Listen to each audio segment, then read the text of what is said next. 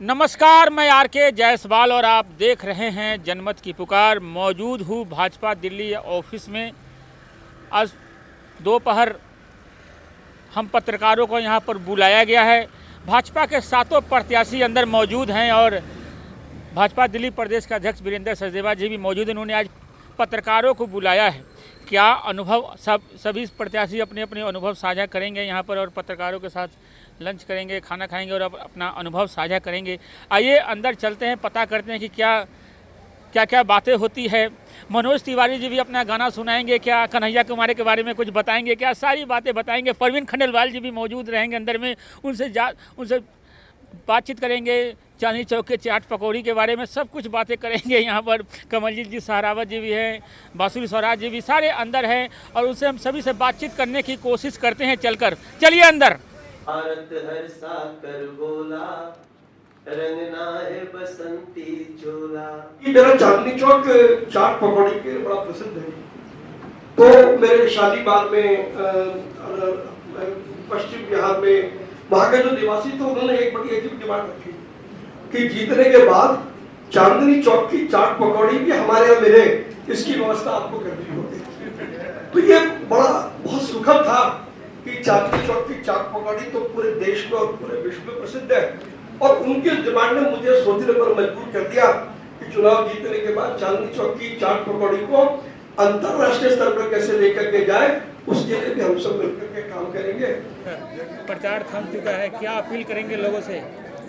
Appeal इतनी कि लोकतंत्र का महापर्व है, प्रचंड गर्मी है, तो कोशिश ये करें कि सुबह 7 बजे से 11 बजे के बीच में मतदान कर दें।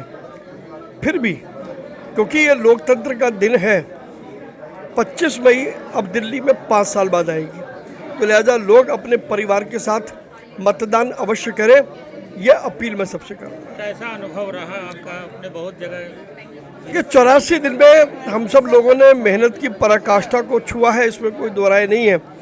लेकिन अच्छा लगा कि जिन लोगों को हम जानते नहीं थे, जिनको हम पहचानते नहीं थे, जब भी वो लोग मिले उन्होंने प्रेम और आतुरता से हम सबका स्वागत किया, हमें अपना स्नेह दिया, समर्थन दिया, विश्वास दिया। तो मुझे लगता है कि ये उनका एक कर्ज है हमारे ऊपर और उस कर्ज की अदायगी हम जरूर करेंगे अपने अच्छे कामों से। और पूरी अपनी लोकसभा घूमने के बाद और अन्य दिल्ली भी घूमने के बाद इस बात का एहसास हुआ कि दिल्ली को किस प्रकार से पिछले 25 साल के कांग्रेस और आम आदमी पार्टी के शासन ने कितने जख्म दिए, कितने दर्द दिए। बहरहाल दिल्ली की जनता को, जो मतदाता भगवान है, उन लोगों को हम जितना भी धन्यवाद दें वो कम है, क्योंकि उनकी सारी साजिशों के बावजूद लोगों को अच्छी तरह पता है कि किसने वादा खिलाफी की, किसने वादे करके पूरे नहीं किए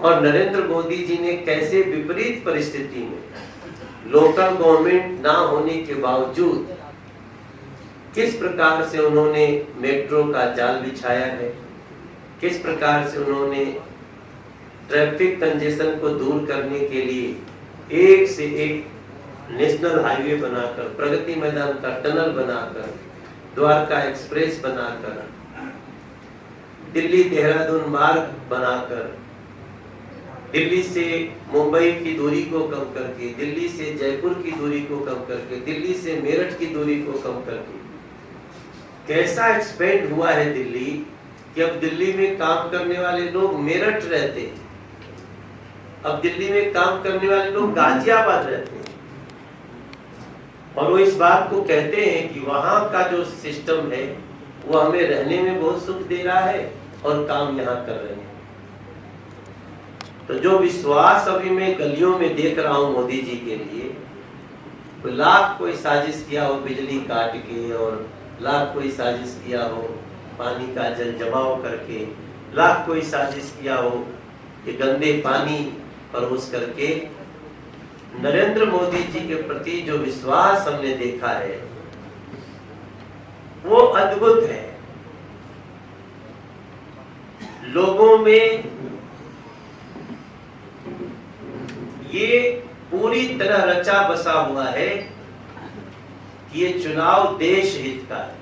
यशस्वी प्रधानमंत्री श्री नरेंद्र मोदी जी की जन कल्याणकारी योजनाएं हैं और उनकी लोकप्रियता तथा उनके विकसित भारत के विजन के साथ जो उनका उसमें जो विश्वास है, मैं कहूंगी कि वो तब उमड़ कर आशीर्वाद के रूप में मुझ पर बरसा है।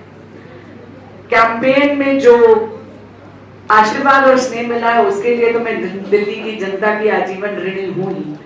एक बात आपसे झूठ नहीं बोलूंगी, जहां कहीं हर कदम पर लगा जैसे माँ साथ है।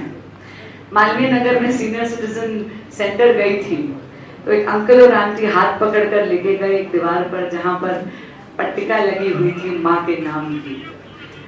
जैसे ही उस नाम पर ऐसे अपनी उंगलियां फेरी, मैं आपको सच बताती हूँ, लगा कि उनका आशीर्वाद वही है।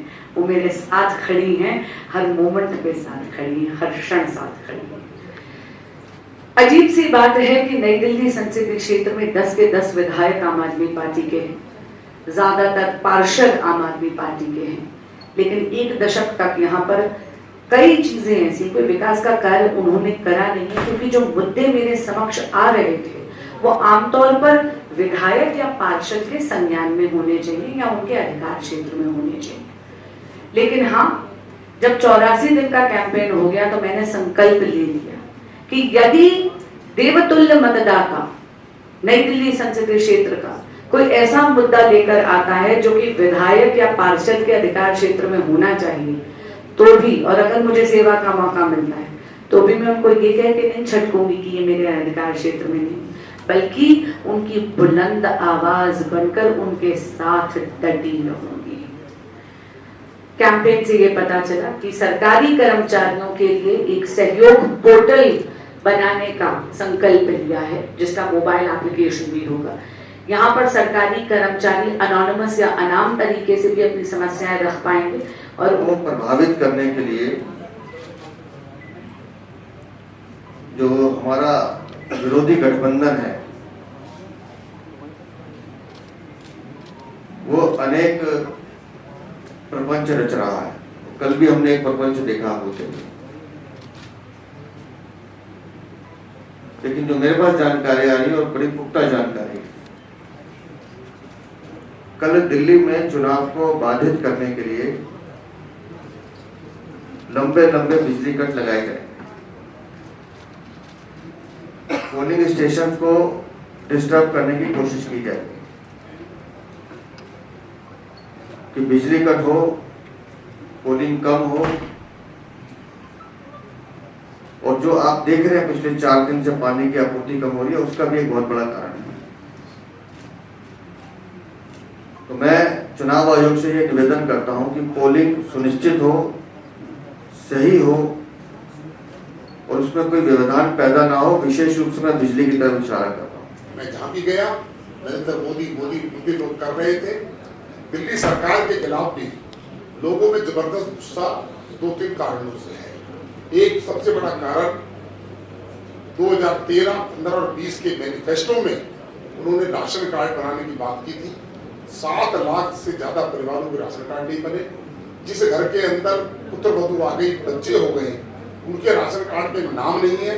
इस बात से नाराज है सारे लोग। और तीसरा, वृद्धावस्था पेंशन जो नहीं मिली। और प्रवीण सिंह ने कह दिया कि मोदी जी के काम को तो मुझे बताने की आवश्यकता नहीं है। इस चुनाव के अंदर हमारे मीडिया के दिल्ली के प्रवक्ता भाई शुभेंदु अवस्थी जी और प्रीति अग्रवाल जी ने एक ऐसी मेरी मीटिंग कराई किन्नर समाज की। जो किन्नर समाज के जो लोग थे, उनके मठ है, उनके मंदिर हैं, और वो लोग आए और वो पहली, मुझे लगता है ऐसी मीटिंग हुई होगी दिल्ली में, तो पहली हुई होगी कि उन्होंने लगभग 65 के आसपास वो लोग थे और वो बड़े संपन्न लोग, मठ चलाने वाले, मंदिर चलाने वाले लोग थे। उन्होंने कहा कि हम इसलिए नरेंद्र मोदी जी के साथ भी हैं, इसलिए साथ भी हैं कि जब भगवान श्री राम के मंदिर की प्राण प्रतिष्ठा हो रही थी तो विश्व हिंदू परिषद ने हम 2 लोगों को भी इनवाइट किया था। वो 2 लोग वो थे जो वहां पर गए थे। और कहा जाता है कि जब किसी घर में खुशी होती है, चाहे वो किसी का बच्चे का जन्म हो या शादी हो तो वो आते हैं और शगन लेके जाते हैं, उनको जो शगन दिया जाता है वो आशीर्वाद देते हैं। लेकिन मेरा सौभाग्य था कि सभी के सभी लोग उनके शगन देकर गए और बोला तू 100% जीतेगा, और वो मोदी जी के तो इतने फैन है वो, और राष्ट्रीय स्वयंसेवक संघ के भी इतने फैन है कि हमें वहां पर मौका मिला। कल मेरा एक रोड शो था, उस रोड शो में मेरे विरोधी उम्मीदवार के 10 ई रिक्शा थे जो खाली खाली चल रहे थे, पुलिस ने उनको रोका। उसमें एक ई रिक्शा वाला, उस समय अरुण सिंह जी हमारे राष्ट्रीय महामंत्री मेरे साथ थे, तो अरुण सिंह जी ने उनको इशारा किया। ई रिक्शा वाला जो पेड़ उनका रिक्शा कर रहा था बोला 400 आएंगी, 400। अरुण तो जनता इससे ज्यादा स्पष्ट अपनी बात नहीं बता सकती। बहुत ज्यादा कैंपेन का उत्साह रहा, लगा ही नहीं कर इतने दिन हो गए। और ORS पर हम लोग चल रहे हैं, सब लोग हम नारियल पानी पे हैं। और वो जो गाना है ना कि भूख नहीं लगती, प्यास नहीं लगती, वो इश्क में नहीं गाया गया है, वो इतनी लंबी कैंपेन में गाया गया है कि हमें कुछ नहीं लगा है। और आदरणीय अध्यक्ष जी ने भी मोदी जी की सभा हमारे यहाँ होगी तो फिर तो कहने क्या, बहुत अच्छा हुआ है। और जो आप लोगों ने लगातार आप साथियों ने कांटेक्ट किया है, मैं तो कम से कम आप में से बहुत कम से मिल पाई कि मुझे लगा ग्राउंड पे काम कर लूँ, आप तो अपने ही हो, लेकिन आप लोगों ने फिर भी पकड़ा है हमें और एंजॉय किया है। मैं आपका भी थैंक्स करती हूँ, आप लोगों ने भी बहुत अच्छा। ये चुनाव देश को विकसित भारत के साथ साथ देश को सुरक्षित बनाए रखने का चुनाव भी है। ये जनता की बात है जो मैं आपको बता रहा हूँ।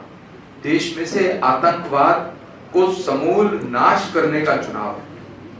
देश में से भ्रष्टाचार और भ्रष्टाचारियों को खत्म करने का चुनाव है।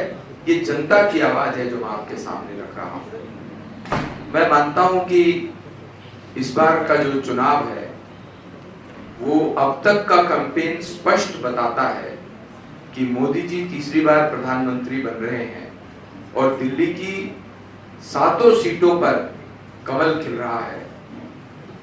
इस बार का चुनाव क्योंकि देश का चुनाव है, राष्ट्र का चुनाव है, इस कारण से सब लोगों ने अपना मन भी बनाया है।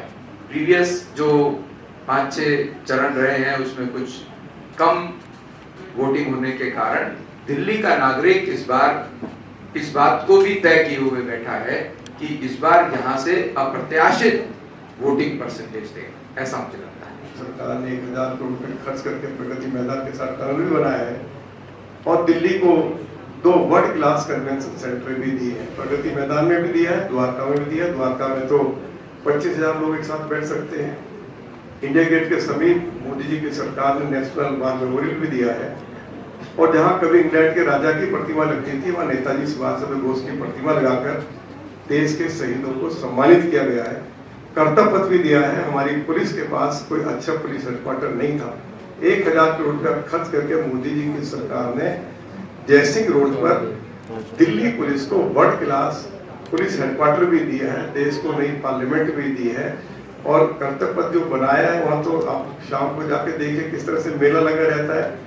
मोदी जी ने 14,000 करोड़ रुपया खर्च करके जो दिल्ली को तीसरा रिंग रोड दिया है जिसमें 26 फ्लाईओवर से 18 अंडरपासेज है, तो दिल्ली की तस्वीर और तकदीर बदल जाएगी। उसका 90% कार्य लगभग पूरा हो गया है।